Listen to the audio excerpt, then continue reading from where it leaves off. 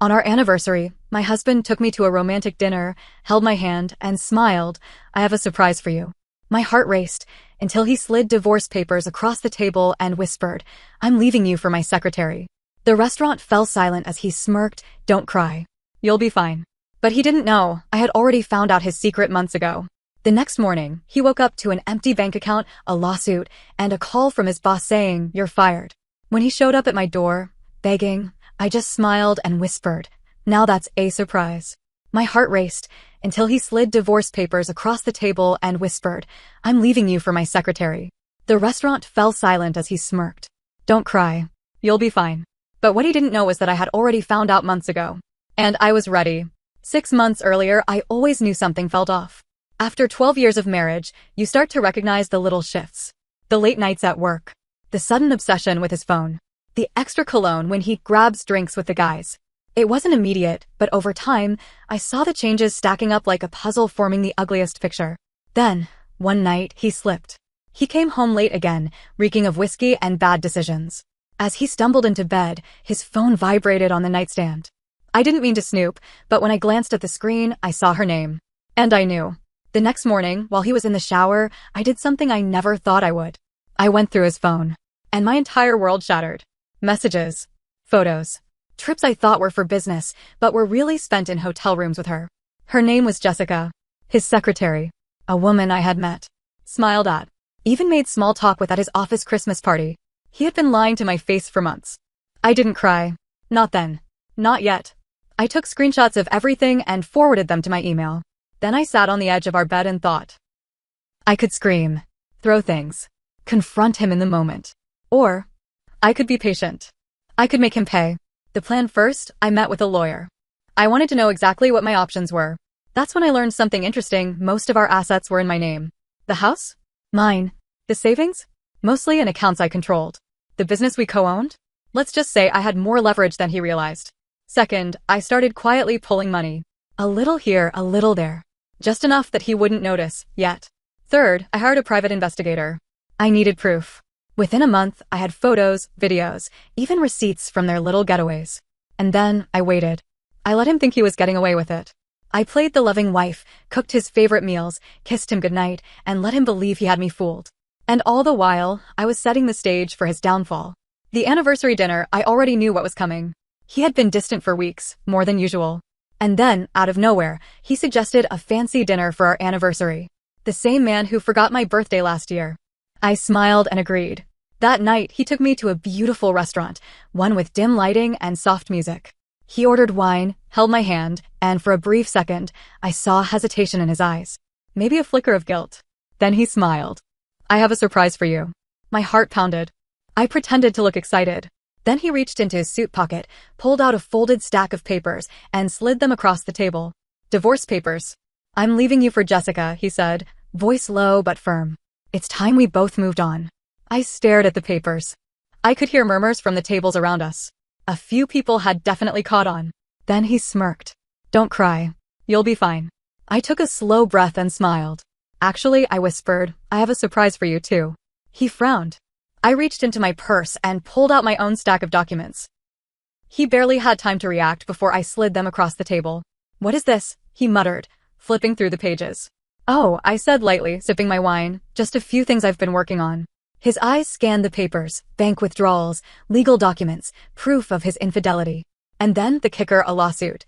"By the way," I added, leaning in, "you should probably check your bank account." His phone was already in his hand.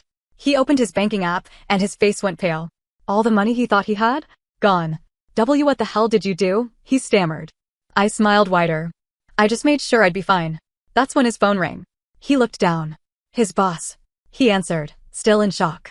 "Hey," then he froze. I already knew what was being said. I had sent everything to his company's board. Jessica wasn't just his secretary, she was also technically an employee under him. That, combined with his misuse of company funds for their little trips, yeah, they weren't happy. When he finally hung up, he just sat there, silent. Then he looked at me. The man who thought he had everything figured out. The man who smirked at me, thinking I would just accept it. And I just smiled back. Now that's a surprise. And I wasn't done yet. The meltdown as soon as we stepped outside the restaurant, he lost it. "How could you do this to me?" he snapped, grabbing my arm. His grip was tight, but not tight enough to hurt. Just enough to remind me of the control he used to have. Used to. I looked down at his hand, then back at him. Let go. For a second, he didn't. So I said it again louder. Let go. People were watching. He released me like my skin burned him. You're being ridiculous, he hissed. You just destroyed my career. My money. Everything. I shrugged. You did the same to our marriage. I figured it was only fair. He stopped himself, shaking his head like he couldn't believe what was happening. Then, as if remembering he still had one card to play, his face changed. His voice softened. Listen, let's just talk, okay? He ran a hand through his hair, trying to play the stressed out but misunderstood husband. We don't have to make this ugly. You don't have to do this. I almost laughed. Did he think I'd back down now? Oh, I'm doing this, I said. And trust me, it's just getting started. He was about to say something else, but then his phone rang again. Jessica. I could see her name on the screen. I raised an eyebrow. You gonna answer that? His jaw clenched. He rejected the call. And that's when I knew. She didn't know yet. Oh, this was about to get even better. The house that wasn't his anymore. I went home that night, feeling lighter than I had in months. I poured myself a glass of wine, sat on my couch, and just breathed. Then, at 3 a.m., there was a loud banging on my door. I already knew who it was. I took my time opening it. There he stood, red-eyed, disheveled, like his whole world had just caved in. And it had. Where's my stuff? He demanded. I leaned against the door frame. Your stuff? Yes, my stuff. My suits, my files, I said, pretending to think. I had everything packed up for you. It's at the Motel 6 on Route 22. His face drained of color. You put my things in a motel? Of course not, I said sweetly. The motel's full. Your stuff is in storage. You'll have to pick it up in the morning. His eyes darkened. This is my house too, you know. No, I said, smiling. It's not. It's mine. The lawyer confirmed it. His mouth opened, then closed. And then, for the first time since this whole thing started, he looked genuinely afraid. Jessica's breakdown the next day, my phone buzzed. Unknown number. I already knew who it was before I picked up. You psychotic B**********.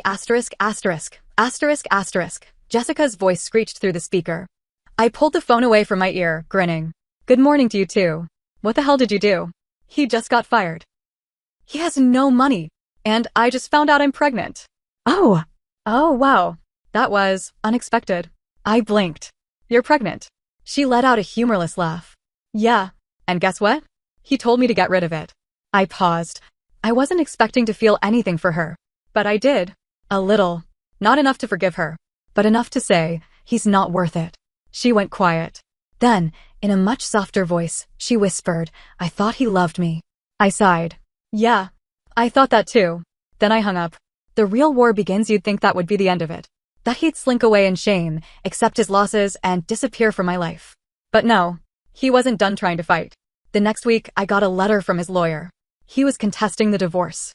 He wanted spousal support. I laughed so hard, I almost fell off my chair.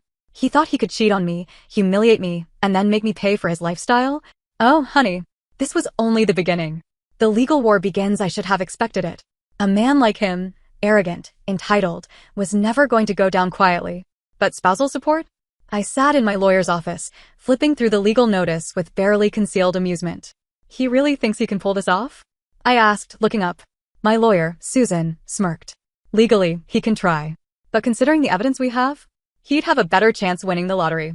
Still, this wasn't just about money. This was revenge. He was bitter, humiliated, and desperate to make me pay for outplaying him. And I wasn't about to let that happen. Drag it out, I told Susan. Make it as painful as possible. She smiled. With pleasure. The fake redemption arc. A week after I received the legal papers, I got another surprise. He showed up at my door again. This time, he wasn't angry. He wasn't yelling. He looked pitiful. His hair was unkempt. His suit was wrinkled. He had bags under his eyes. Can we talk? His voice was softer than I'd ever heard it. I didn't say anything, just crossed my arms and waited. He sighed, running a hand down his face. Look, I screwed up. I know that. And I don't expect you to forgive me. But we were together for over a decade. We built a life. I don't want to fight anymore. I raised an eyebrow. So, what? You want to just walk away clean? Forget everything? He hesitated. No. I just think we don't have to be enemies. I studied him carefully. There was something off about this. He was never the type to admit fault, not unless he had an angle. Then I noticed it. A slight glance toward the door. toward the inside of my house. He wasn't here for peace. He was looking for something. My mind raced. Was it financial documents? My laptop? Did he think he left something incriminating behind? I forced a smile. You're right. We don't have to fight. His eyes lit up. So, you'll drop the lawsuit? I laughed. No, his face fell. I took a step forward, lowering my voice. But since you're here, let me give you some advice. Whatever you're looking for, it's gone. His expression flickered, just for a second. Then he stepped back, mumbling, I don't know what you're talking about. And with that, he left. But now I knew. He wasn't just trying to screw me over financially. He was hiding something else. Jessica's second call a few days later, my phone buzzed. Jessica again. I debated ignoring it, but curiosity won. What do you want? I answered. She sniffled. She had been crying. She took a shaky breath. I just found out. He drained my savings. I sat up straighter. Now that was interesting. He took everything? Everything, she choked. I was saving up for the baby. And now? There's nothing left. I leaned back. Let me guess. He told you he'd take care of you if you gave him access to your accounts. A long pause. Then, a small, broken yes. I should have felt bad for her. But all I could think was, this man never stops digging his own grave. Then she said something that stopped me cold. He told me he's leaving the country. My grip tightened on the phone. What? He said he's going to start fresh. That he still has connections. He said, her voice cracked, he's not going to let you in. Oh, hell no. The offshore account, I went straight to Susan's office. I need you to find something for me, I said, dropping into the chair across from her desk. She raised an eyebrow. What now? My husband, I said, voice sharp, is trying to flee the country. Susan's eyes darkened. Does he have the money to? He might. Because here's the thing, he had always been a little too secretive about his finances. I knew about our joint accounts. I knew about the business accounts. But there was always a hidden stash. I had never been able to find proof of it before. But now? I had motivation. Susan leaned forward. If he's planning to run, there's a chance he's already moving money around. We need to find out where. And we did. 2 days later, Susan called me. You were right, she said. He has an offshore account in the Cayman Islands. And get this, he just tried to transfer a large sum. I grinned. Can we stop it? Oh, honey, she said. We already did. The arrest, it turns out, hiding assets during a legal battle is a huge mistake. Especially when there's proof. His funds were frozen. His accounts were investigated. And then? The final nail in his coffin, he was charged with financial fraud. The morning he was arrested, I got a text from an unknown number. I hope you're happy, you vindictive be asterisk asterisk. I smiled. And I was. I thought I had one. His money was frozen. His reputation was in ruins. His job was gone, and he was about to go to court not just for the divorce, but also for fraud. But I should have known. A man like him? He'd rather burn everything down than accept defeat. The courtroom showdown the day of our divorce hearing, the courtroom was packed. I sat next to Susan, feeling confident. My soon-to-be ex was sitting across the aisle, looking completely wrecked. His suit was wrinkled. His hair was disheveled. He looked like a man who hadn't slept in weeks. Good. The judge went through the formalities, but when it was his turn to speak, he did something unexpected. He didn't beg. He didn't fight. He just laughed. A low, bitter chuckle as he rubbed his hands over his face. You really think you won, don't you? He muttered, shaking his head. Susan nudged me, whispering, don't react. But I didn't have to. Because then, he looked straight at Jessica. Yes, she was there. Sitting in the back row, hands clenched in her lap, looking like she wanted to sink into the floor. I hope you know she played you too, he sneered. She's not your friend, sweetheart. Jessica paled. The judge cleared his throat, annoyed. Sir, this is not the time for personal grievances, but he wasn't done. Oh, you want to talk grievances? He turned to me, eyes flashing. She's not as innocent as she pretends to be. I frowned. What the hell are you talking about? His lips curled. Check your emails. The courtroom murmured. Even Susan looked confused. I pulled out my phone, my fingers tense as I opened my inbox. And there it was. An anonymous email. With screenshots. At first, I didn't understand what I was looking at. Then it hit me. Jessica had known all along. Before I did. There were messages between her and my husband, dating back almost 2 years. In the beginning, she had been hesitant. But then, there was a message from him. She suspects nothing. Play nice with her. And her reply? Of course. She seems sweet. Dumb, but sweet. The air left my lungs. I stared at Jessica, who wouldn't meet my eyes. Oh, you thought she was just another victim? My husband said, shaking his head mockingly. No. She was in on it from the start. Until I stopped giving her what she wanted. Jessica shot up from her seat. That's not true. Oh! Then explain the messages. He spread his arms. Tell the whole room how you planned to replace her from the very beginning. Her face turned white. I had thought she was just the other woman. But she had played me too. I clenched my fists, my nails digging into my palms. I wasn't angry at her for sleeping with him. I was angry because, for a moment, I had felt sorry for her. And she had never deserved it. The meltdown in the courtroom exploded. Jessica tried to defend herself, saying he was twisting things. That she was just following his lead. But I wasn't listening anymore. I had wasted so much energy believing in the wrong people. And now? I felt nothing. The judge banged the gavel, demanding order. But I had already stood up. I turned to Jessica. She flinched, like she expected me to scream. I didn't. I just smiled. A cold, empty smile. You're not even worth hating, I said quietly. Then I walked out. The aftermath, the divorce was finalized. He got nothing. No house, no money, no future, and to top it all off, Jessica left him.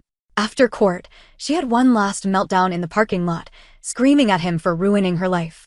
She was stuck with no job, no savings, and a baby on the way. And he just laughed at her. Now you know how it feels. The last I heard, she moved back in with her parents. He never looked back. As for him, after the fraud charges, after everything, he went to jail. Just for a few years, but enough to strip away any last shred of dignity he had left. The final time he called me was from prison. I didn't answer, but I did listen to the voicemail. I hope you're happy. I smiled. I was. The lesson people like him? They think they'll always win. That they can lie, cheat, manipulate, and walk away without consequences. But life doesn't work like that. Eventually, they get caught. And when they do, it's glorious. The future, I moved on. I traveled, bought a new house, started fresh. And the best part? I never looked back. Because the real revenge was living better without him. The end.